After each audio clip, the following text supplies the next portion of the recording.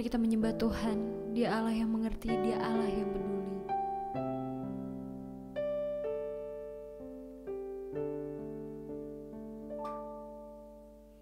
Terkadang kita merasa tak ada jalan terbuka, tak ada lagi waktu, terlambat sudah.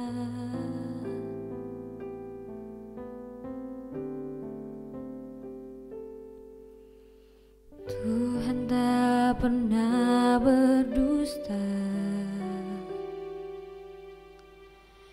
Dia selalu pegang janjinya.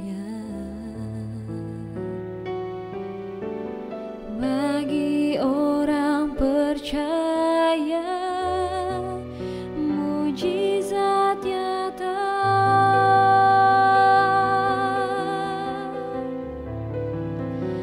Dia mengerti, Dia peduli persoalan yang sedang terjadi. Dia mengerti, Dia peduli persoalan yang kita alami. Namun satu yang Dia minta, agar kita percaya sampai mujizat menjadi nyata. Dia mengerti, Dia peduli persoalan yang sedang terjadi. Dia mengerti, Dia peduli persoalan yang kita alami. Namun satu yang Dia minta, agar kita percaya sampai mujizat menjadi nyata.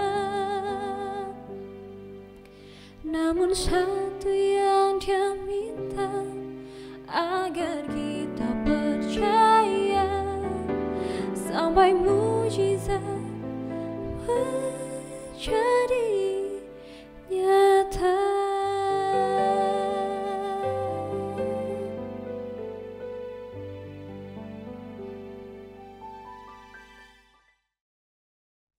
Salam saudara-saudaraku yang dikasihi Tuhan. Apakah yang paling penting dalam hidup saudara?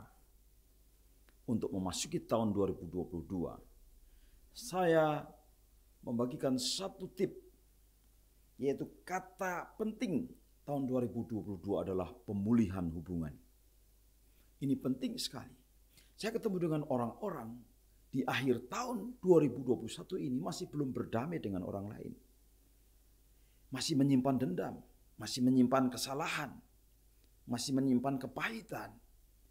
Saya mau saudara meninggalkan segera kepahitan, dendam, dan kekecewaan.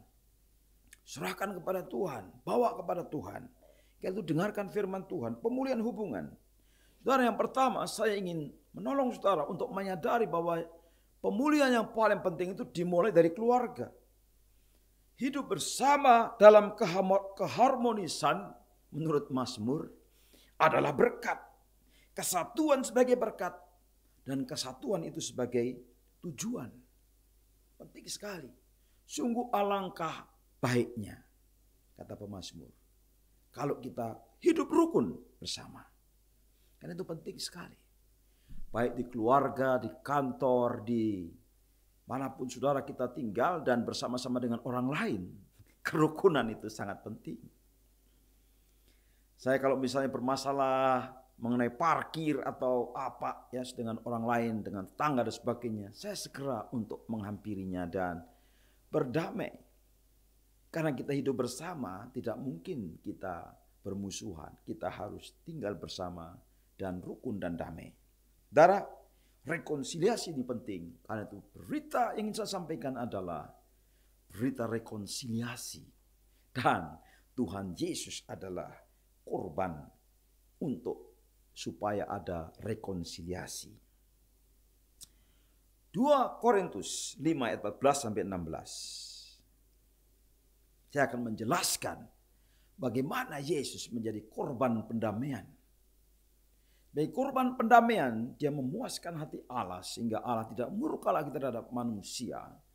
Dan manusia diterima sebagai anak-anak. Allah berdamai dengan manusia. Dan manusia memberi diri berdamai dengan Allah melalui percaya Yesus, bertobat dari dosanya. Katakan ayat 14, kasih Kristuslah yang menguasai kami dan kami menyadari bahwa kalau satu orang sudah mati untuk semua orang, maka itu berarti bahwa semua orang sudah mati. Kristus mati untuk semua orang supaya orang-orang yang hidup tidak lagi hidup untuk dirinya sendiri, melainkan untuk Kristus yang sudah mati dan hidupkan kembali demi kepentingan mereka. Oleh karena itu kami tidak lagi menilai orang menurut ukuran manusia. Memang kami pernah menilai Kristus dari segi manusia, tapi sekarang tidak lagi. Dan ayat 17 sudah dikatakan dalam 2 Korintus 5. Jadi siapa yang ada dalam Kristus ialah ciptaan baru, yang lama sudah berlalu. Sesungguhnya yang baru sudah datang.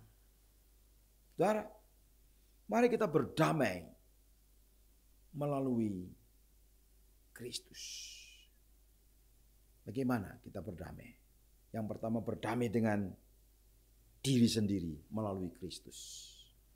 Kadang-kadang kita tidak bisa memaafkan diri sendiri. Rasa bersalah yang berlarut-larut, kekecewaan yang berlarut-larut. Dan kadang-kadang ketika kita mengalami kegagalan, saudara, kita merasa itulah tamat sudah, akhir daripada semuanya.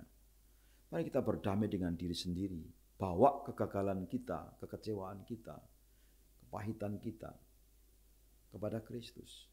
Dan mengaku, Tuhan saya gagal. Tuhan saya lemah. Tuhan saya tidak mampu. Tuhan saya defisit. Tuhan saya bangkrut. Belajar seperti itu. Dan itu Tuhan Yesus Kristus akan datang. Memberikan damai sejahtera. Memberikan pertolongan. Akan memberikan apa? Pemulihan. Sehingga saudara punya damai dalam diri saudara. Free diri damai melalui Tuhan Yesus Kristus. Free diri damai dengan Tuhan. Ini penting sekali. Saudara, dikatakan ayat 19. Dan ayat ini mengatakan demikian. Kami memberitakan bahwa dengan perantaraan Kristus, Allah membuat manusia berbaik kembali dengan dirinya. Allah melakukan itu tanpa menuntut kesalahan-kesalahan yang telah dilakukan manusia terhadap dirinya. Dan kami sudah ditugaskan Allah untuk memberitakan kabar itu. Yaitu kabar pendamaian. Beri diri berdamai dengan Allah melalui Yesus Kristus. Nah, saudara akan berdamai dengan diri sendiri. Saudara bisa menerima diri sendiri karena Allah menerima saudara sebagaimana adanya melalui Kristus. Saudara bisa menerima diri sendiri dan saudara belajar untuk menerima orang lain. Rasul Paulus dan timnya adalah utusan-utusan pendamaian, duta-duta Allah. Supaya saudara melalui pesan Kristus kita berbaik kembali dengan Allah. Berbalik kepada Allah, berbaikan kembali dengan Allah. Karena Kristus tidak berdosa, dijadikan berdosa. Allah membuat dia menanggung dosa kita. Supaya kita berbaik kembali dengan Allah dan kita bisa bersatu dengan Kristus. Bersatu dengan Kristus. Saudara yang kasih Tuhan, ini pesan ini penting sekali saudara. Ya. Pertama harus berdamai dengan Allah melalui Yesus Kristus. Yang kedua berdamai dengan diri sendiri. Sudah saya katakan tadi, menerima diri sendiri. Sebagaimana Tuhan menerima kita. Mengampuni diri sendiri. Mengasihi diri sendiri. Sebagaimana Tuhan mengampuni kita dan mengasihi kita. Dan baru kita beranjak, ya, melangkah keluar, membawa damai tengah masyarakat, berdamai dengan sesama. Kalau ada kesalahan, kita berani mengakui kesalahan kepada sesama. Tapi juga kalau ada orang lain minta maaf, kita cepat minta memberi pengampunan, memaafkan. Kadang-kala ada orang yang sudah minta maaf tidak dimaafkan, ya, katanya supaya kapok. Saudara, ini bukan orang yang membawa damai. Dipikirnya, saudara, kalau orang sudah minta maaf, maafkan cepat, ya. Menerima sesama, berdamai dengan sesama, hidup bersama, itu yang paling penting. Dan selanjutnya berdamai dengan lingkungan.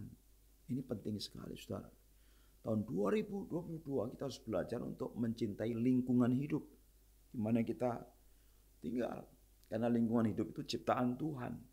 Bukan untuk dirusak, bukan untuk dihancurkan. Kita harus merawat, ya, pohon-pohon, merawat taman, merawat kehidupan ini, ya. Bukan merusakkan, bukan menghancurkan. Kita harus belajar bersyukur untuk semua pemberian Tuhan. Dan kita memuji Tuhan, ya, atas semua pemberian Tuhan. Saudara, krisis demi krisis akan dilalui karena bencana alam, karena pemanasan global, karena polusi, karena pembakaran hutan, karena ketamakan manusia semua itu, karena pabrik-pabrik, dan manusia berusaha untuk mengatasinya, tapi krisis akan tetap terjadi dan menghantui manusia. Krisis energi, krisis pangan, krisis air, krisis listrik, dan banyak krisis-krisis yang akan dilewati oleh manusia. Karena itu kita harus mempersiapkan diri, damai dengan Allah, damai dengan diri sendiri, dan belajar damai dengan lingkungan hidup ini. Melalui itulah hidup kita tahun 2022 akan dipakai oleh Tuhan, ya, untuk menjadi berkat tengah-tengah masyarakat. Mari kita bersama-sama, ya, tidak bisa sendirian. Kita mulai memperhatikan hidup itu sendiri, merawat hidup itu dengan cara damai, damai, dan damai. Tuhan Yesus adalah Pangeran Damai, Prince of Peace, Raja Damai. Kalau kita datang kepada Tuhan Yesus, maka kita akan mengalami damai, baik dengan diri sendiri, dengan sesama, dengan lingkungan hidup, lebih-lebih dengan Tuhan. Kita akan memiliki hubungan yang intim dan erat, dan hidup kita sungguh-sungguh hidup yang penuh dengan damai. Tuhan Yesus memberkati saudara semua. Amin.